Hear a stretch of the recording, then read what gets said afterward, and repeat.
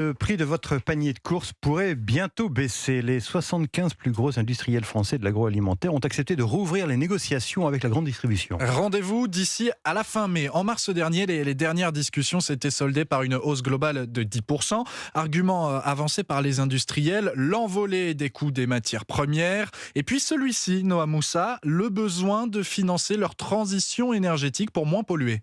Oui, c'est la justification qu'avançait l'association des grands industriels, ILEC, pour expliquer sa réticence à rouvrir les négociations avec les distributeurs.